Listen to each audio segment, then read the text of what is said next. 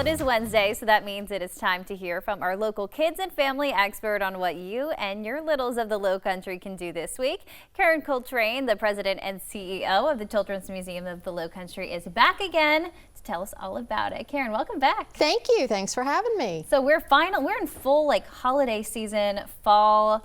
There's a lot going on. There is a lot going on.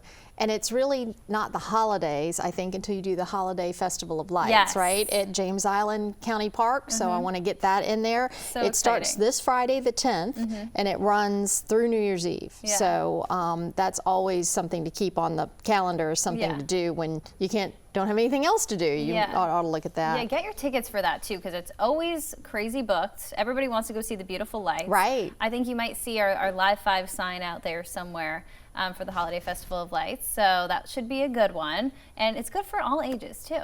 Right. That's right. That's right. And you're in the car. Yeah, so you don't have to be cold. So that works. One of my favorite things about it. I wanted to mention I got a lot of alliteration here with Fridays. Okay. So our neighbors, who I always like to talk about, the Charleston Museum, is having Fossil Friday. And they're doing that on the 10th from 3:30 to 4:30. So if you've got a little one with a fascination in fossils, that might be something to think about. Yeah. Little budding paleontologist in the house. And then you could zip right across Meeting Street and come over to the Children's Museum for free, because it's Free Family Friday. Nice. We do this a couple times a year between 4 and 7. We have the museum open. We have community partners. We have free books for everyone who comes, children's books. So again, this is, if you haven't been to the Children's Museum, great way to check us out without paying admission. So we don't get to do it very often, but we have some very generous sponsors in the community who underwrite it. So take advantage of that and check out the Children's Museum. That's going to be a great deal. Thank you guys for doing that. Oh, yeah. Expanding access, that's amazing. Yeah, it is. We want to make sure everybody has, every child in the community has that experience. Yeah. So we are grateful to sponsors who help us out with it. Like I said, low cost way to check it all out and see if it's something you want to do more of. The other item I wanted to mention is Family Day at Halsey Institute of Contemporary Art at the College of Charleston. Again, I'm kind of downtown this time, but Sunday, November 12th from 10 to 2. So it's free, open to the public, lots of activities for the kids. So if there's sort of an art bent to it, that might be something fun to check out. Yeah, we got to go back to, really quick, how many kids do you think can say the word paleontologist? I've been thinking about that ever since you said it. Yeah, how many kids can say paleo? How many adults can spell it? I feel like a lot of adults also cannot say it, so we're all struggling with that one. That's right. So go over to our friends at the Charleston Museum, and they'll help you out. Yeah, that's okay, right. Perfect. That's right. Well, speaking of children and adults, I wanted to talk to children, or rather adults, with older children for a minute about the holidays, just to kind of highlight that it's so hard with middle and high school kids when you want to do something with them at the holidays. Obviously, they've grown past some of the more, what I consider more the fun things. What can you do? And I wanted to put out a shout, again, selfishly, for the Children's Museum, that we're a great place to volunteer in pairs. So, and we have lots of things happening this holiday season that you and I'll be talking about over the next few weeks. But I thought it would, I'd put a call out to any parent or anyone who knows a parent who has a mature middle school or high school student, and they might want to volunteer with them over Thanksgiving holiday or Christmas holiday. It is our busiest time of the year. We love having volunteers on the floor of the museum. It can help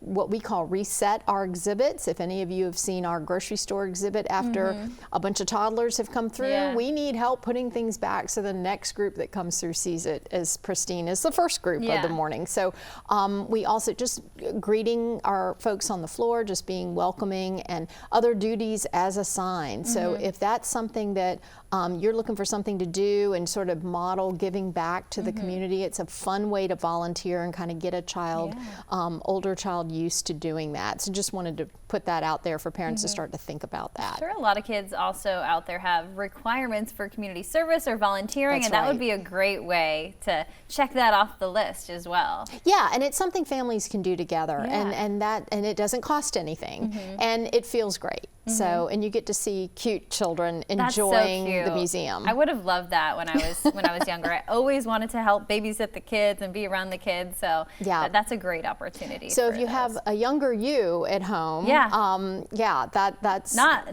my younger me, but I'm sure somebody out there has a younger me that loves kids and wants to go help at that's the right. Children's Museum. That's right. That's right. That's a great thing. Yeah, so I'm excited about that. So I have a parent tip.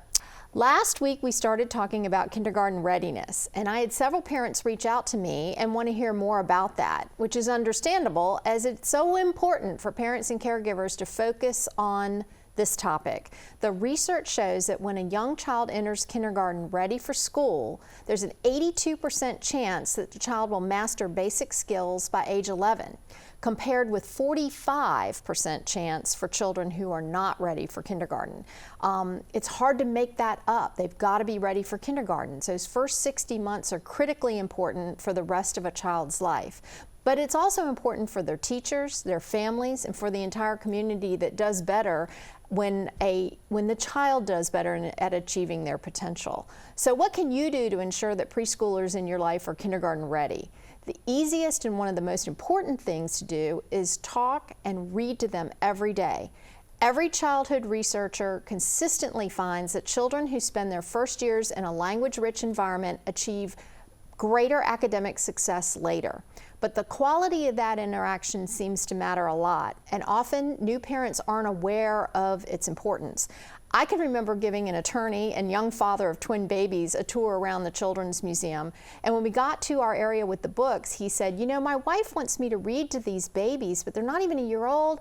I don't get it because I don't think they understand what I'm saying." And I was so surprised by that, but it reminded me that not everyone follows early childhood development research. So I explained that the babies aren't listening for content, but rather learning how humans communicate, and specifically how sounds are formed and the way our voices modulate. It is logical to say, well, they don't understand what I'm saying. No, but in order to eventually understand what you're saying, they need to hear lots of talk. And apparently putting them in front of TV and kind of is not, that's when we say quality interaction, because they need to focus on real faces and the dimensionality of being in person and watching how you form your sounds, and that's how we all learn. We just don't remember it. Yeah, no, that's so smart. Karen, thank you so much for that tip and for all of your events this week. Oh, you're welcome. Thanks for having me.